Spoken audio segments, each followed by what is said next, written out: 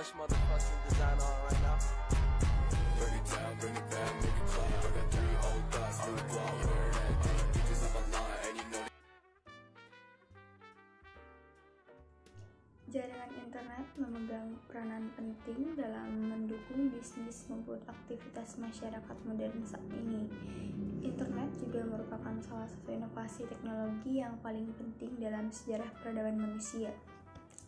Dalam Kamus Besar Bahasa Indonesia atau KBBI mendefinisikan internet sebagai jaringan komunikasi elektronik yang menghubungkan dengan jaringan komputer dan fasilitas komputer yang terorganisasi di seluruh dunia melalui telepon atau satelit. Internet sendiri merupakan singkatan dari Interconnected Network. Jaringan internet menghubungkan komputer dan jaringan komputer di seluruh dunia dan memungkinkan masyarakat untuk berbagi informasi dan berkomunikasi dari mana saja dan dengan siapa saja di seluruh belahan dunia. Cara kerja internet dimulai dari pusat data, di mana data dari berbagai sumber dikirim dan diterima.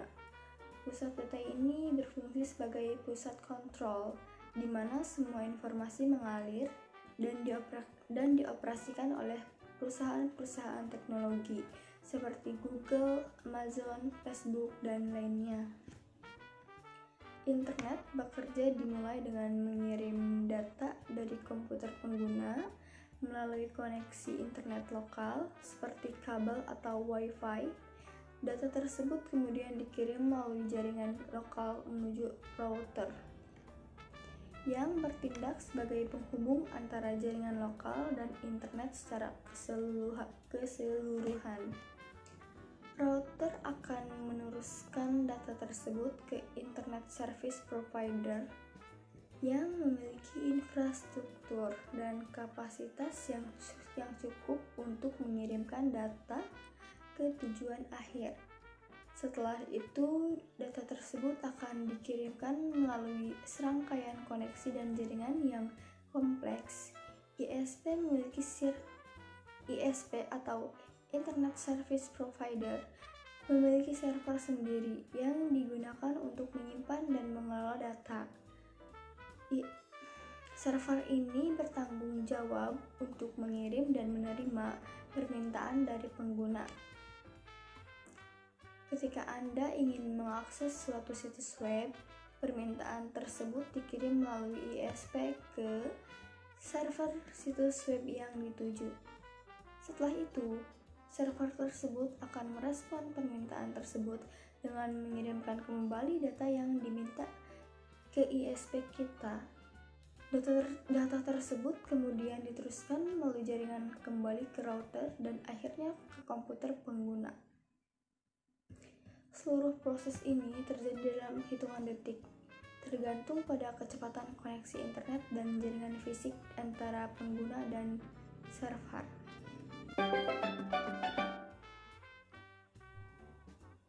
Email adalah surat elektronik yang selama ini menjadi pengganti surat formal fisik. Email biasanya digunakan untuk melamar kerja, mengajukan perjanjian kerjasama, menggunakan media sosial, keperluan bisnis, dan masih banyak yang lainnya. Email tersedia dalam berbagai jenis. Jenis email dapat dibedakan mulai dari penyedia layanan hingga isi pesan. Erima Oneta dan Yosef S. menerjemahkan, email adalah salah satu fasilitas di internet yang sangat populer dan merupakan fasilitas yang paling awal dikembangkan di internet. Berguna menyusun, mengirimkan, dan membaca, membalas, dan mengelola pesan secara elektronis. Sejarah perkembangan email. Mulanya, email adalah hanya dapat dikirim dan diterima oleh satu jaringan komputer saja dalam rangkaian LAN, Local Area Network. Pada tahun 1971, Raymond Tomlinson, programmer asal Amerika, mulai menggunakan simbol @ sebagai penghubung email. Sejak saat itu, standar pengguna email adalah menjadi nama pengguna komputer. Disusul kemudian penemuan software untuk pengaturan email pada tahun 1975 oleh John Vitale. Sejak beberapa tahun setelahnya, email adalah kemudian memenuhi lalu lintas internet hingga 75%. Pada perkembangannya, email adalah mulai mengadopsi fitur-fitur yang lebih rapi.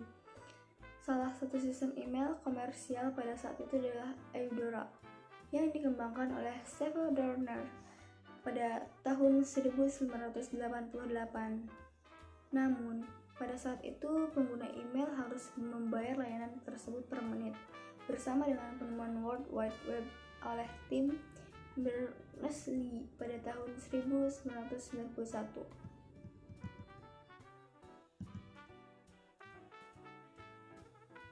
Email mulai tersedia secara gratis dan dengan antarmuka web yang ramah oleh beberapa penyedia layanan email seperti Yahoo dan Hotmail. Messenger adalah sebuah aplikasi atau platform komunikasi yang memungkinkan pengguna untuk bertukar pesan teks, gambar, video, dan berbagai jenis konten dengan orang lain secara online.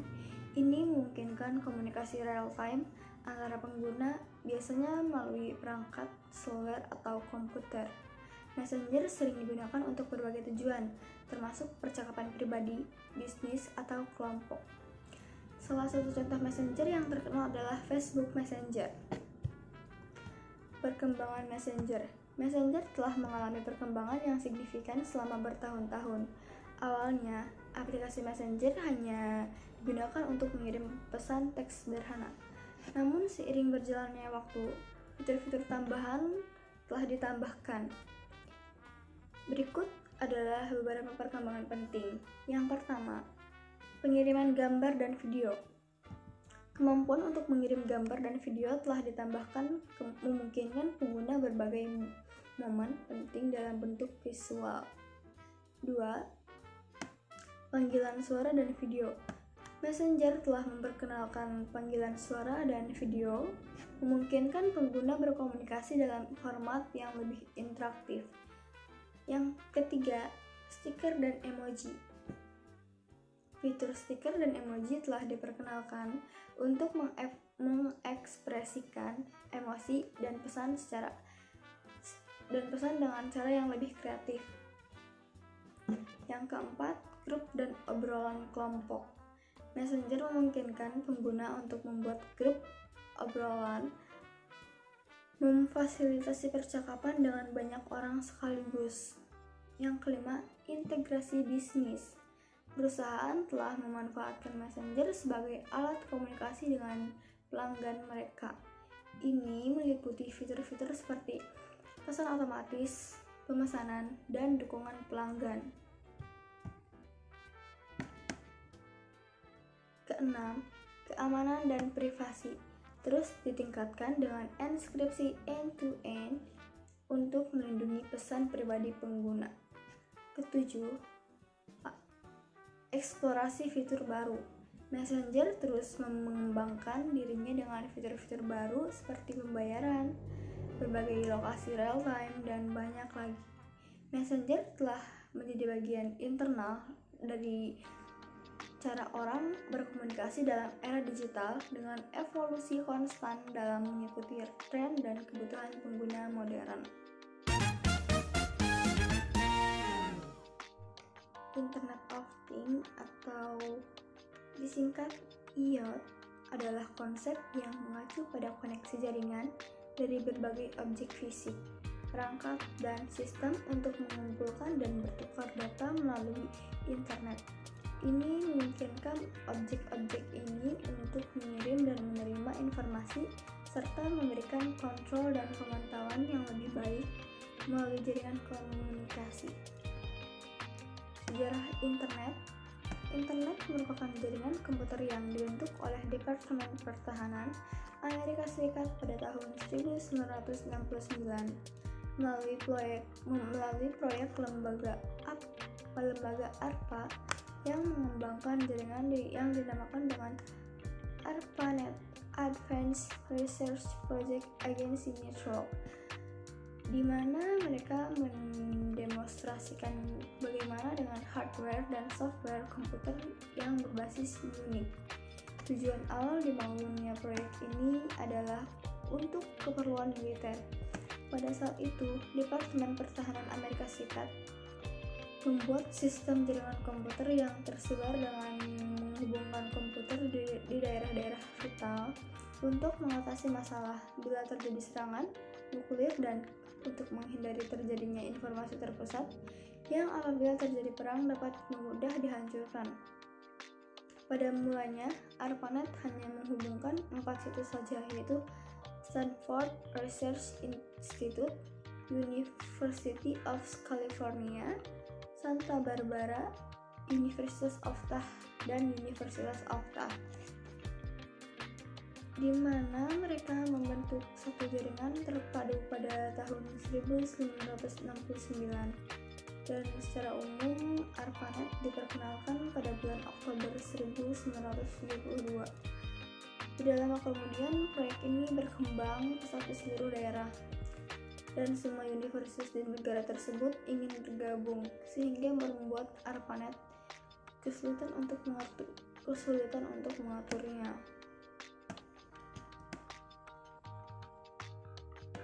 Oleh sebab itu, ARPANET dipecah dua menjadi MILNET, yaitu untuk keperluan militer, dan ARPANET Advanced Research Project Agency Network yang baru lebih kecil dan untuk keperluan non-militer seperti universitas.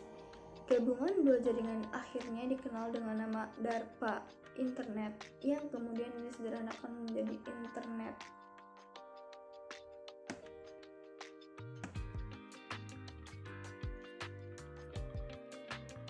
Web 1 merupakan teknologi awal dari website di mana pembuat sebagai pemberi informasi dan pengguna hanya sebagai pembaca.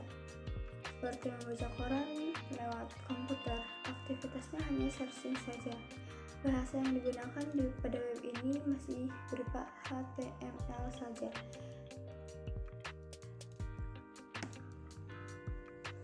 Web 2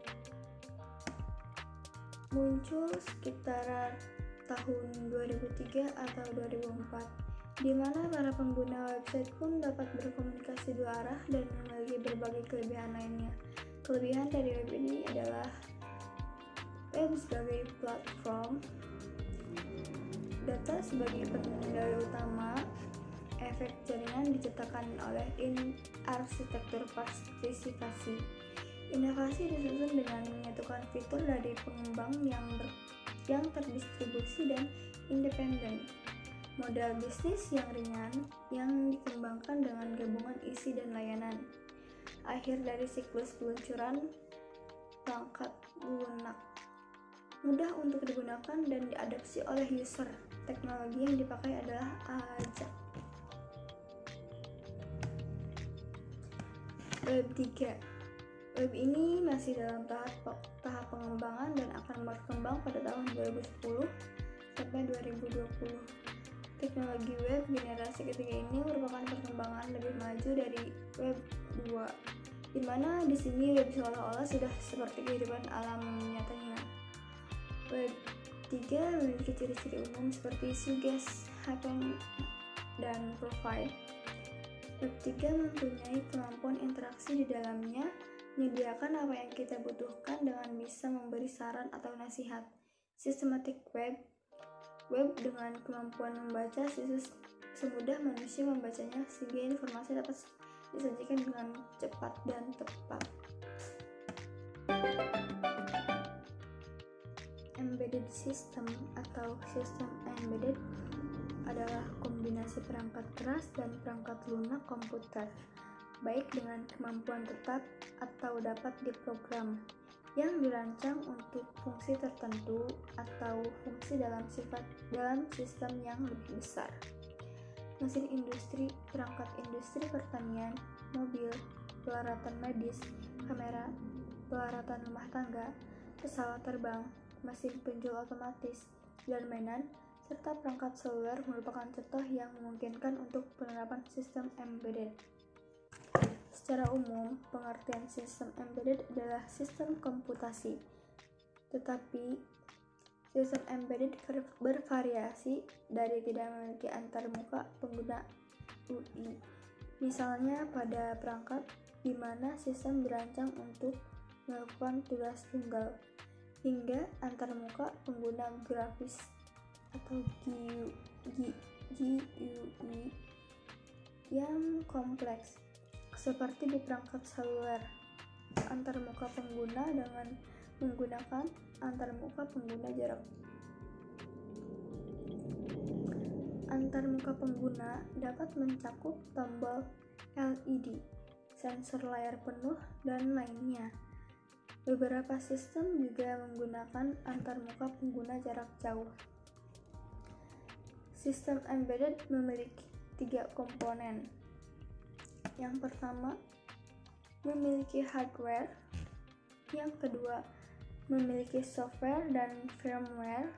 Yang ketiga, memiliki sistem operasi waktu nyata atau real-time operating system yang mengawasi perangkat lunak aplikasi dan menyediakan mekanisme untuk membiarkan prosesor menjalankan proses sesuai penjadwalan dengan mengikuti rencana untuk mengontrol latensi. Real-time operating system mendefinisikan cara sistem bekerja. RTOS menerapkan aturan selama pelaksanaan program aplikasi. Sistem embedded skala kecil mungkin tidak memiliki RTOS. Jadi, kita dapat mendefinisikan sistem embedded sebagai sistem berbasis mikrokontroler berbasis perangkat lunak andal, sistem kontrol waktu nyata. Struktur dasar sistem embedded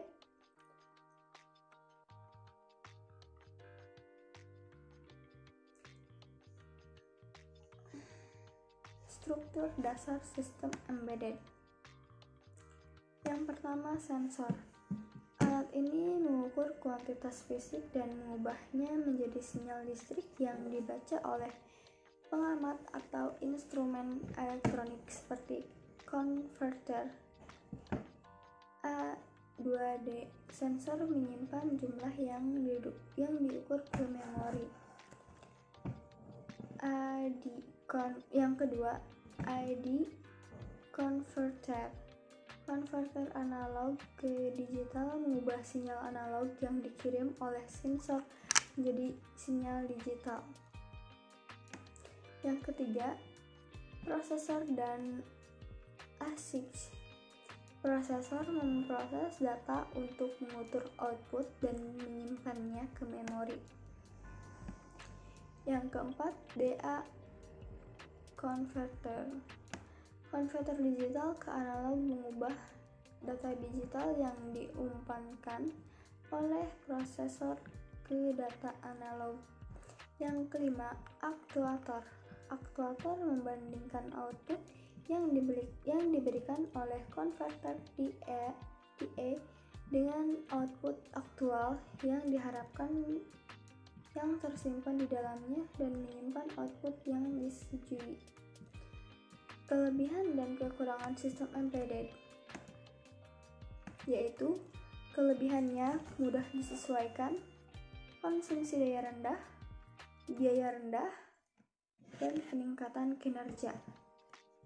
Kekurangannya yaitu upaya pengembangannya tinggi dan waktu yang lebih besar untuk memasarkan. Sistem operating. Perangkat lunak sistem operasi atau operating system software adalah perangkat lunak yang mengelola sumber daya komputer dan menyediakan layanan dasar kepada perangkat keras, komputer, serta aplikasi perangkat lunak. Fungsi utama dari perangkat lunak sistem operasi adalah yang pertama,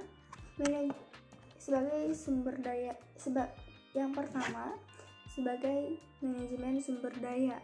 Sistem operasi mengelola sumber daya fisik seperti CPU, memori, perangkat penyimpanan, dan perangkat masukan atau keluaran. Ini termasuk alokasi sumber daya, penjadwalan proses, dan pengelolaan memori. Dan yang kedua, antarmuka pengguna. Sistem operasi menyediakan antarmuka yang memungkinkan pengguna berinteraksi dengan komputer. Ini bisa berupa antarmuka teks, antarmuka grafis, atau perintah baris perintah.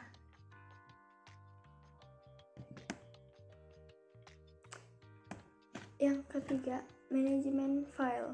Sistem operasi mengelola berkas dan direktori, termasuk pembuatan, pembacaan, penulisan, penghapusan, dan penyuntingan berkas. Yang keempat, keamanan. Sistem operasi memiliki peran penting dalam menjaga keamanan dan privasi data pengguna, serta mencegah akses yang tidak sah ke sumber daya komputer. Yang kelima, manajemen proses. Sistem operasi mengontrol dan menjalankan proses-proses yang berjalan pada komputer, memungkinkan multitasking, penjadwalan proses, dan sinkronisasi. Manajemen jaringan. Banyak sistem operasi modern memiliki fitur-fitur jaringan yang memungkinkan komunikasi antar komputer dan perangkat. Yang ketujuh, manajemen perangkat keras. Sistem operasi berfungsi sebagai perantara antara perangkat keras dan perangkat lunak aplikasi, memungkinkan perangkat lunak untuk berinteraksi dengan perangkat keras dengan cara yang standar. Berbagai sistem operasi yang populer termasuk Windows, macOS, Linux, dan berbagai varian Unix, mereka memainkan peran penting dalam menjalankan komputer dan perangkat lainnya, serta memastikan bahwa aplikasi berjalan dengan lancar dan efisien.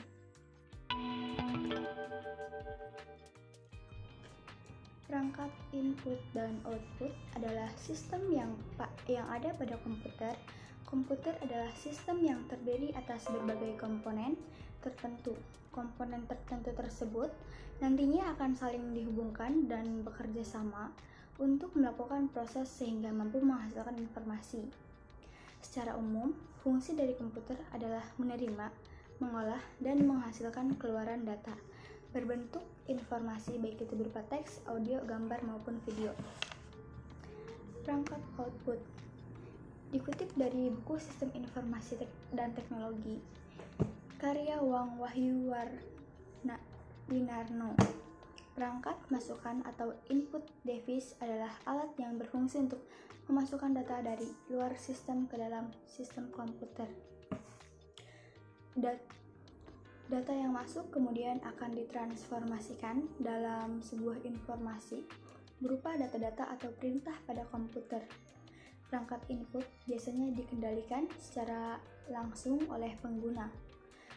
Perangkat input digolongkan ke dalam dua kelompok, yaitu perangkat input langsung dan tidak langsung.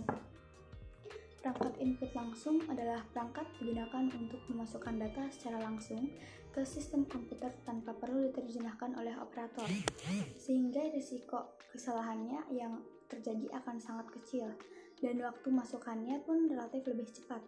Sesuai dengan namanya, perangkat input tidak langsung adalah perangkat yang memasukkan datanya di luar komputer secara tidak langsung. Artinya, data tersebut perlu dibaca atau diketik terlebih dahulu secara manual, sehingga membuat resiko kesalahannya pun cukup tinggi. Beberapa contoh perangkat input pada komputer antara lain keyboard, perangkat piranti, yaitu mouse, touchpad, touchscreen, trackball, light pen, mikrofon, scanner, webcam, dan lain-lain. Yang pertama, keyboard.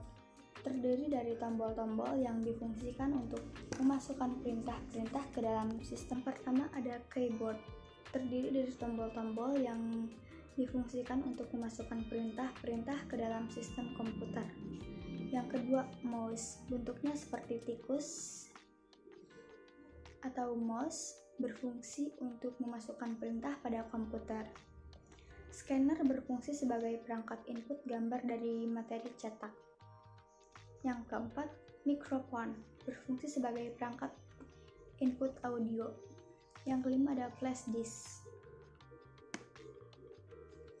Webcam biasanya terdapat di atas bagian komputer yang berfungsi sebagai alat pengambil gambar maupun video.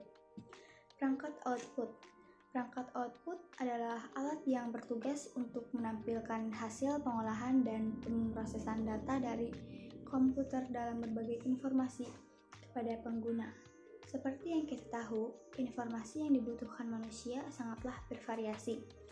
Ada yang ingin dapat dilihat, didengar, ada pula yang harus dipelajari dalam waktu yang cukup lama. Atas dasar tersebut, maka perangkat output dimanfaatkan memenuhi berbagai keinginan dari penggunanya.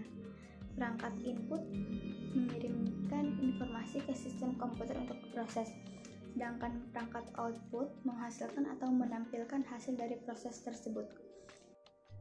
Contoh dari perangkat output antara lain monitor, printer, proyektor, handphone, plotter, dan speaker. Monitor merupakan perangkat yang berfungsi untuk menampilkan data berupa teks, gambar, maupun video. Perangkat ini terdiri dari sirkuit, satu daya, tombol untuk pengaturan layar, dan casing yang menampung semua komponen tersebut. Berfungsi sebagai alat yang menampilkan grafis visual dalam interaksi perangkat input dengan perangkat lunak pada komputer. Yang kedua, printer. Printer adalah perangkat keras yang fungsinya untuk mengambil data elektronik di komputer atau perangkat lain dan menghasilkan salinan dari data tersebut. Adapun salinan data ini bisa berupa teks, gambar, atau foto yang dicetak di atas kertas. Printer berfungsi sebagai alat untuk mencetak keluaran dari proses yang dilakukan oleh komputer berupa tulisan maupun gambar secara langsung dengan menggunakan media kertas. Yang ketiga ada proyektor. Proyektor merupakan perangkat yang digunakan untuk mengambil gambar dari komputer atau pemutar Blu-ray. Gambar ini nantinya ditampilkan pada permukaan datar seperti dinding atau layar, berfungsi sebagai alat untuk menampilkan keluaran dalam ukuran yang lebih besar. Yang keempat ada handphone. Handphone adalah perangkat yang berfungsi untuk menghasilkan suara agar bisa mendengarkan audio secara pribadi setelah dihubungkan ke speaker. Yang kelima, plotter.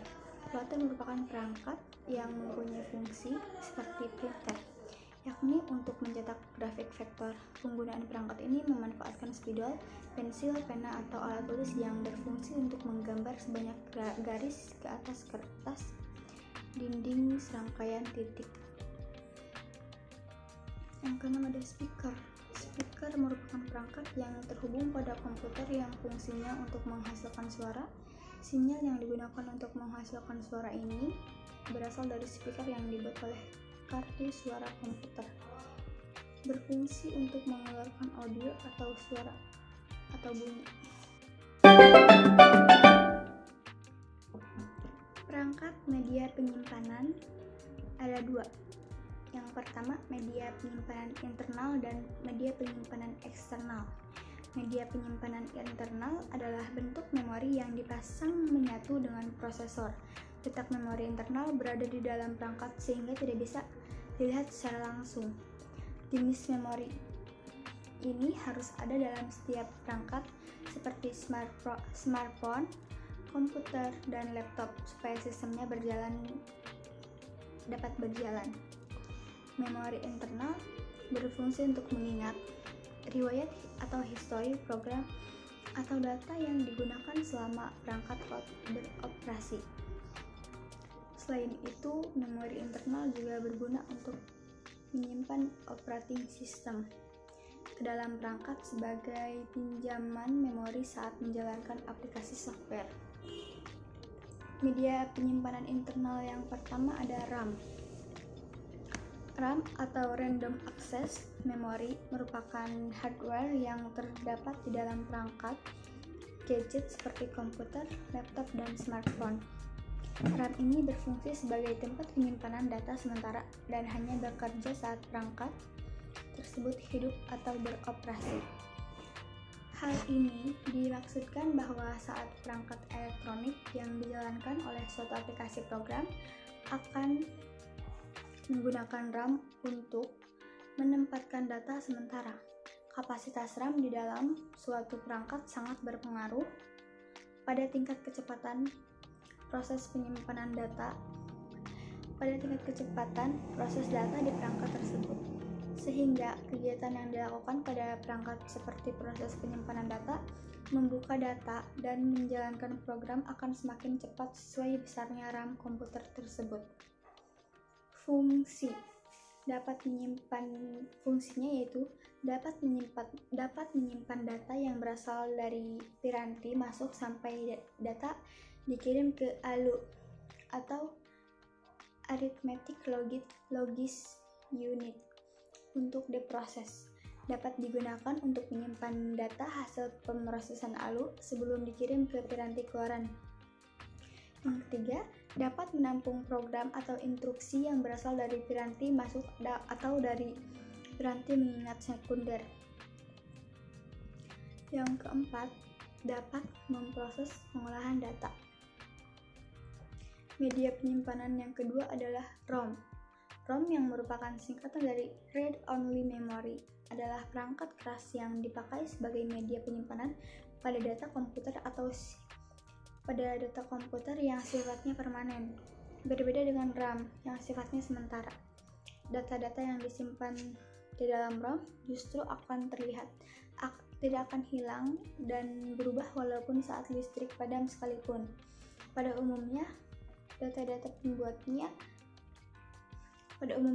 data-data atau program yang ada di dalam ROM merupakan setelan atau bawaan pihak pembuatnya. Di samping itu, ROM juga biasanya digunakan sebagai menyimpan perangkat lunak yang berhubungan dengan perangkat keras yang sering disebut firmware. ROM berfungsi sebagai media penyimpanan foto, video, musik, serta data yang lain yang sifatnya permanen. Meski ponsel mati, data tersebut tidak hilang. Penyimpanan eksternal adalah bentuk memori berupa perangkat keras atau hardware. Data di dalam memori eksternal dapat disimpan secara permanen sehingga tidak hilang saat komputer dihentikan. Hardware penyimpanan eksternal lebih beragam, mulai dari flash disk, CD, DVD, kartu memori, sampai yang terbaru adalah cloud computing. Beberapa hardware tersebut dapat mendukung operasi baca tulis, tetapi ada pula hardware yang biasanya melakukan operasi satu kali penulisan. Perkembangan CPU atau komputer dari masa ke masa. Secara umum, komputer adalah peralatan elektronik yang menerima, memasukkan data, mengolah data, dan memberikan hasil keluaran dalam bentuk informasi. Dari informasi tersebut dapat berupa gambar, teks, suara, atau video. Evaluation of computer. Yang pertama ada sempua atau abacus, adalah alat kuno untuk penghitungan yang terbuat dari rangka kayu dengan proses yang berisi manik-manik yang bisa digeser. Alat ini digunakan untuk melakukan operasi aritmatika seperti penjumlahan, pengurangan, perkalian, pembagian, dan akar kuadrat. Muncul sekitar 5.000 tahun yang lalu di Cina dan masih digunakan di beberapa tempat hingga saat ini. Yang kedua ada Navier-Bone, adalah sebuah kalkulator kuno yang merupakan generasi kedua komputer seperti yang kita ketahui. Yang pertama adalah sempua. Alat ini terdiri dari papan dengan bingkai. Pengguna menempatkan batang di dalam bingkai untuk melakukan perkalian atau pembagian. Yang ketiga ada roda Leibniz, juga dikenal sebagai mesin kalkulus Leibniz. adalah kalkulator mekanis yang ditemukan oleh matematikawan dan filsuf Jerman Gottfried Wilhelm Leibniz. Pada akhir abad ke-17, ia dirancang untuk melakukan operasi aritmatika seperti penjumlahan, pengurangan, perkalian, dan pembagian menggunakan sistem roda gigi dan tuas. Yang keempat ada kalkulator Pascal, juga dikenal sebagai mesin aritmatika atau Pascalian. Adalah kalkulator mekanik yang diciptakan oleh Blaise Pascal pada pertengahan abad ke-17. Pascalian dirancang untuk melakukan penjumlahan dan pengurangan dua bilangan secara langsung, juga melakukan perkalian dan pembagian dengan penjumlahan dan pembagian yang berulang. 5 ada difference agent dan analytical agent. Adalah dua mesin komputasi awal yang dirancang oleh Charles Babbage pada abad ke-19. Yang pertama ada difference agent. Difference agent adalah desain pertama Babbage untuk kalkulator mekanik otomatis. Mesin ini dirancang khusus untuk menghitung tabel matematika dengan mengevaluasi fungsi polinomial. Mesin ini menggunakan serangkaian roda gigi dan metode finite difference untuk melakukan perhitungan. Meskipun Babbage tidak pernah membangun model lengkap dan difference agent selama hidupnya, ini membentuk dasar untuk pekerjaan selanjutnya pada analytical agent. Yang kedua ada agent. Analytical agent adalah konsep yang lebih maju dan ambisius. Ini bisa dianggap sebagai desain awal untuk komputer serbaguna. Berbeda dengan difference agent, analytical agent memiliki kemampuan untuk melakukan berbagai tugas di luar penghitungan aritmatika dasar. Mesin ini memiliki unit logika aritmatika, memori aritmatika, memori disebut store, dan kemampuan untuk menjalankan persabangan kondisional dan perulangan sehingga dapat diprogram. Yang keempat ada sensus machine atau mesin sensus adalah perangkat elektronik atau komputer yang digunakan untuk mengumpulkan, memproses, dan menganalisis data sensus atau survei populasi. Mesin ini dapat digunakan untuk mengambil informasi tentang jumlah penduduk, karakteristik demografis, dan data terkait lainnya dalam suatu wilayah atau negara. Mesin sensus biasanya mencakup perangkat keras dan perangkat lunak yang dirancang khusus untuk tujuan ini. Mereka dapat digunakan untuk merancang kuesioner, mengumpulkan data dari responden, dan menghasilkan laporan atau statistik berdasarkan data yang diperoleh.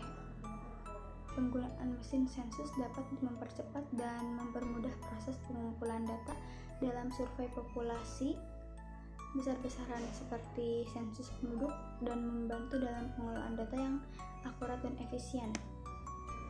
Yang ketujuh ada Mark I. Adalah salah satu komputer awal yang juga dikenal sebagai sebutan ASCC, Automatic Sequence Controlled Calculator. Ini adalah komputer elektromekanis pertama yang berhasil dibangun dan dikembangkan pada tahun 1944 di Universitas Harvard oleh Howard Aiken dengan dukungan dari IBM. Mark I adalah komputer yang besar, berat, dan menggunakan banyak komponen mekanis. Mesin ini dirancang untuk melakukan perhitungan otomatis dan fungsi sebagai komputer elektronik. Meskipun telah usang oleh standar modern pada masanya, Mark I merupakan inovasi penting dalam perkembangan komputasi. Ini digunakan untuk sebagai perhitungan ilmiah dan teknis termasuk proyek-proyek penelitian dan pengembangan selama Perang Dunia II. Mark I membantu mendorong perkembangan komputer selanjutnya dan salah satu tonggak dalam sejarah komputasi. Perkembangan komputer dari generasi pertama ke generasi keempat. Generasi pertama yaitu pada tahun 1946 sampai 1959. Perangkat komputer generasi pertama digagas oleh insinyur asal Jerman yang bernama Konrad Zuse. Komputer ini dikembangkan untuk desain pesawat dan peluru kendali. Komputer generasi pertama ini sangat mahal dan besar. Misalnya ENIAC, komputer pertama di dunia ini mempunyai bobot 30 ton, panjang 30 m, dan tinggi 2,4 m. Komputer generasi pertama juga mengandalkan machine language, yaitu level bahasa pemrograman paling rendah yang bisa dimengerti oleh komputer. Bahasa pemrograman ini hanya bisa menyelesaikan satu perhitungan setiap waktu, serta butuh berhari-hari atau berminggu-minggu untuk menyetel perhitungan baru. Generasi kedua yaitu pada tahun 1999 sampai 1993. Perkembangan generasi kedua ini ditandai dengan diciptakannya transistor untuk menggantikan tabung hampa. Dengan hadirnya transistor, komputer dibuat lebih kecil, cepat, murah, dan hemat energi. Selain ini, pada generasi ini juga dilakukan pengembangan memori pada magnetik. Secara umum, komputer generasi kedua sudah menggunakan bahasa pemrograman tingkat tinggi. Kapasitas memorinya sudah lumayan besar, tidak membutuhkan terlalu banyak listrik, dan proses operasinya sudah cepat. Generasi ketiga yaitu pada tahun 1964. Generasi ketiga yaitu 1964 sampai tahun 1971. Komputer generasi ketiga ini ditandai dengan pengembangan integrated circuit. Pada tahun 1998, Jacques Billy menciptakan integrated circuit chip atau IC. IC ini merupakan kepingan kecil yang mampu menampung banyak komponen menjadi satu. Jadi, komputer ini pada generasi ketiga menjadi lebih kecil, cepat, dan murah pada masa ini, memungkinkan juga untuk dipasarkan ke khalayak umum. Di sisi yang lain, komputer pada generasi kedua mulai sudah ditinggalkan karena pemakaian transistor yang membuat komputer menjadi cepat panas. Generasi keempat pada tahun 1971 sampai sekarang, periode ini ditandai dengan dikembangkannya mikroprosesor yang menyatukan ribuan IC ke dalam satu keping silikon. Pada masa ini mulai muncul laptop yang sangat portable dan dapat dibawa kemana-mana. Seiring komputer-komputer kecil ini menguat, mereka dapat dihubungkan untuk membentuk jaringan, yang pada akhirnya mengawali perkembangan internet. Komputer generasi pertama yang besarnya hingga bisa mengisi seluruh ruangan, komputer generasi keempat sudah muat dalam genggaman manusia. Komputer jaringan dan komunikasi data. Saat ini teknologi telekomunikasi memiliki perkembangan yang cukup pesat. Hal ini juga terjadi karena adanya dorongan dari karakteristik manusia modern yang saat ini memiliki mobilitas yang sangat tinggi, mencari layanan yang cepat dan fleksibel, dan cenderung mengejar efisiensi di segala aspek. Salah satu perangkat yang sering digunakan dalam berkomunikasi adalah komputer. Bahkan sampai saat ini, pengguna komputer cukup penting karena selain bisa digunakan untuk berkomunikasi, komputer juga bisa memudahkan kita dalam membuat tugas. Maka dari itu, hingga saat ini komputer sudah menjadi barang yang tidak asing lagi di kehidupan manusia. Jaringan komputer adalah jaringan yang memungkinkan antar komputer untuk saling berkomunikasi dengan bertukar data. Perangkat lunak komputer sampai dengan aplikasi. Dengan adanya jaringan komputer ini menjadikan penggunanya bisa berinteraksi atau berkomunikasi dengan pengguna lain. Dalam jaringan komputer tentu ada pihak-pihak yang terkait. Pihak penerima layanan disebut dengan klien, dan pemberi layanan disebut peladen atau server. Pada desain yang satu ini biasanya dikenal dengan sistem client server. Cara kerja jaringan komputer. Jaringan komputer bekerja dengan perangkaian beberapa komputer dengan suatu penghubung yang dinamakan node. Node ini bisa berupa modem, hub, switch, dan peralatan komunikasi data atau data communication equipment atau data terminal equipment (DTE). Node memiliki peran penting dalam sebuah jaringan komputer karena ia berfungsi untuk mengikuti seperangkat aturan atau protokol dan menentukan cara mengirim atau menerima data melalui tautan.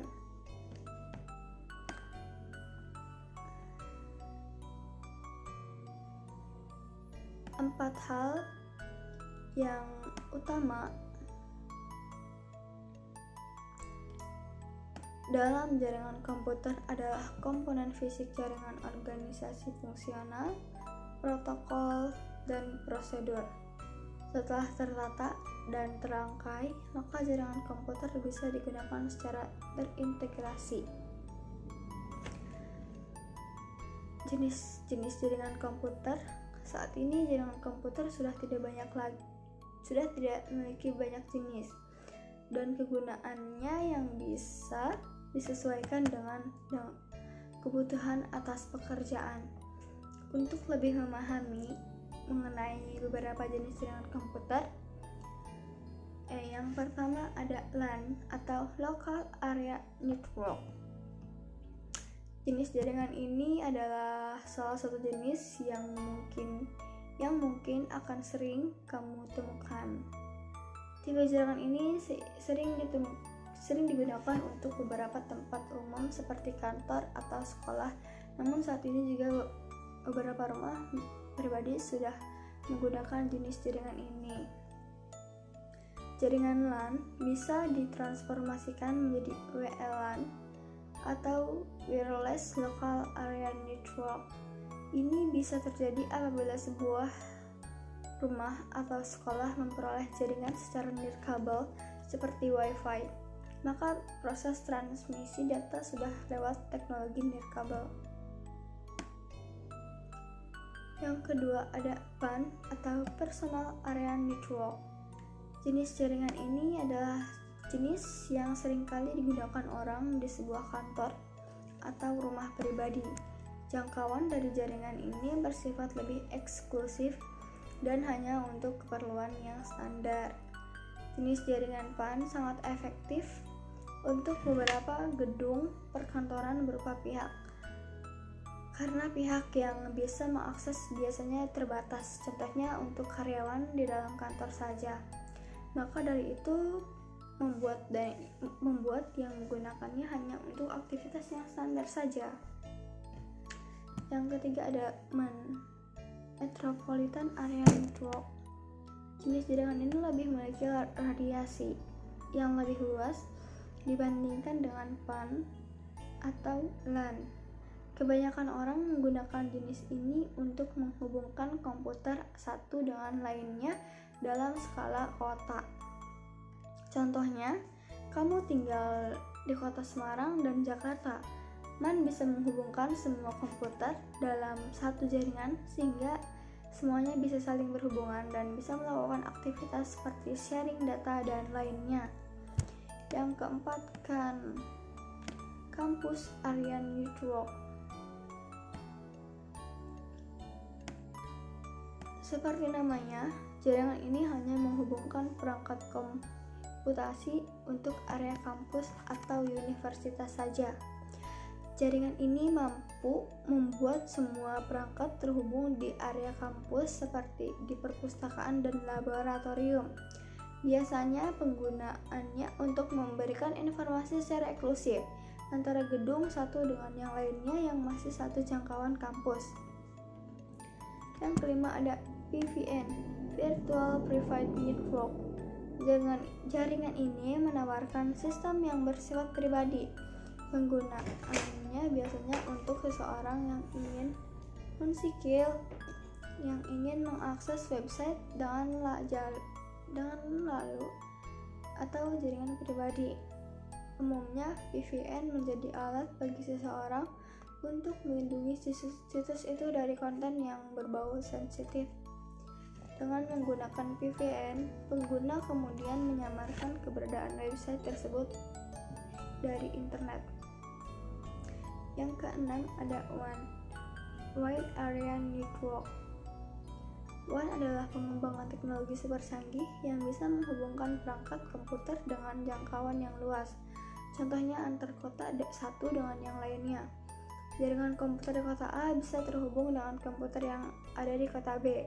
Jaringan ini sangat bermanfaat bagi para pelaku bisnis yang ingin melakukan transaksi tetapi terhambat jarak.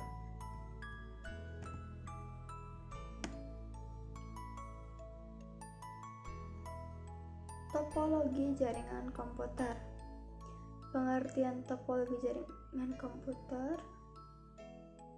Topologi jaringan komputer adalah metode atau cara yang digunakan agar bisa menghubungkan satu komputer dengan komputer yang lainnya.